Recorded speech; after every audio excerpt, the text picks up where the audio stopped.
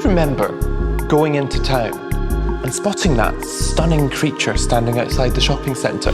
The one with the tallest hair, the tightest drain pipes, most MySpace followers, and that stunning MAC eyeshadow. Did it fill you with envy, disgust, or adoration? Have you ever wondered what to do with that burning desire, that spark of inspiration, that white heat? Fashion is fire. Some follow it, some create it.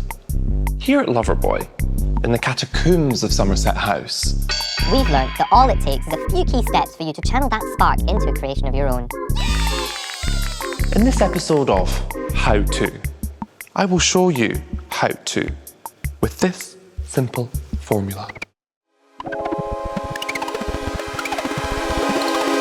First, we're going to locate that white heat. Yes, that's right, that one. To begin, ask yourself, when you see or hear something that you like, when you feel inspiration strike, where do you feel it? Is it here? Is it here? Or is it here? Why don't you try it? Turn your gaze to something that lights the flame inside of you. Do you feel the heat yet? There it is. Follow it. There's no need to be afraid.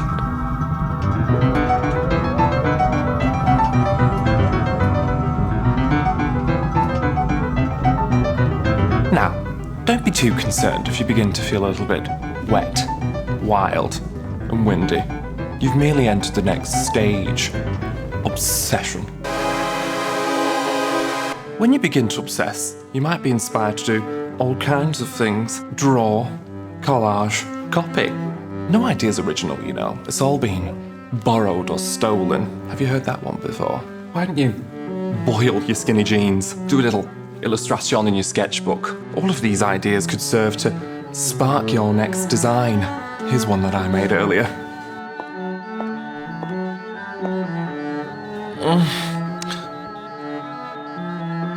Wow, would you look at that? Isn't that exquisite, lovely, tasty, sweet? Oh, lovely. Feed that heat. Don't stop consuming. Don't be afraid to veer off that trodden path.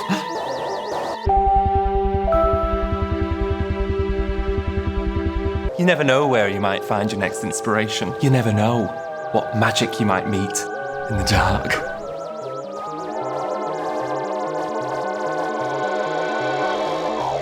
Soon you might find you got all sorts of ideas flooding your spiritual planes, but you're not sure what to do with it all. How do I get from in here to out there? Have you got it? That's right, you enlist help. Well, there's a pal you met on the dance floor with a keen eye for stitching.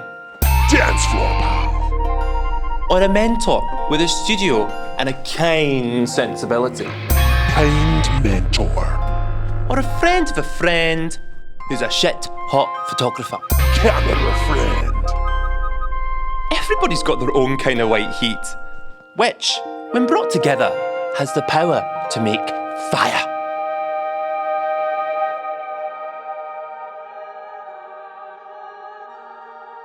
Of course, working with your fellow mortals can come with its own set of challenges, which leads us to our final and perhaps most important lesson. Let's look at an example.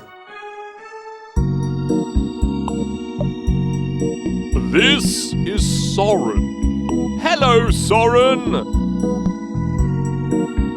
Soren found their heat here. Soren loves the rush of inspiration, the deafening sound of ideas bubbling and overflowing. They get really hot over tartan and have some big, bold ideas of their own. But they have a problem. They hate sewing. Soren has the fantastic idea of enlisting their best friend Rigo to help them. Hello, Rigo! Rigo's heat comes from their knees, and they love to sew. They get very excited by shapes and stitches and how things come together. It seems like the perfect match. Let's see how it works.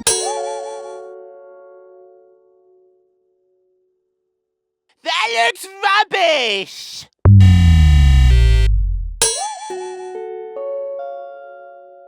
I don't care if they're working for free. Learn how to stitch better.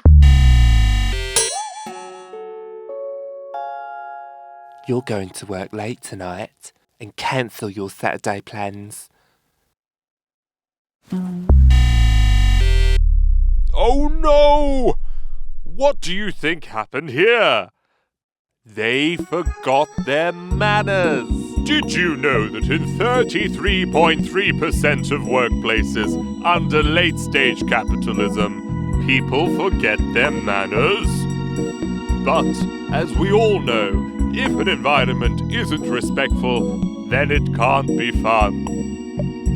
If Soren and Rigo are going to work together, they must write up a contract, even if they are best friends. And both of them must always treat the other as they would like to be treated. Remember your manners. Hi Rigo, how are you today? Hi, Soren. I'm well, thanks for asking. I love what you've done there.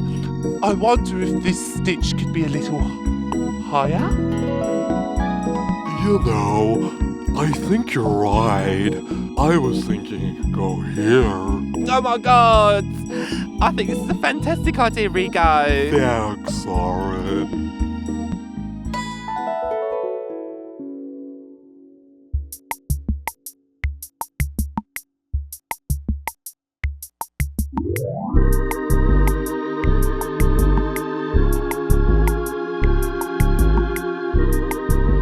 Nothing is created in a vacuum. We are all mere mortals, vessels for that white-hot inspiration to flow through us and between us. But if you manage to locate, obsess, veer off the trodden path, enlist, and remember your manners all the way, then you should find that that fire is not so far out of reach. It might just be all around you. And with that, we've reached the end of today's episode.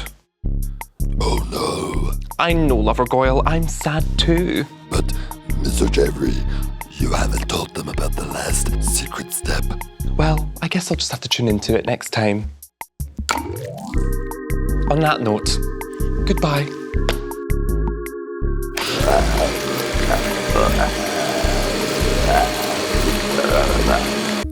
Sorry, I'm having a little moment. Pork pies in the sunrise. I once told my mother that I really wanted to marry a pencil and she just wasn't having it. I actually sometimes believe that comets are figments of my imagination. They're not actually science. One day, I actually saw a bull and I went over to him and I said, "Why do I speak like this?" Well, I guess I should tell you about this Loverboy creativity test. Basically, there's 3 questions. What size is your mum's left tit? Where does your dad come from? And his napkins, where do they reside? I need you to draw all of these answers using your blood.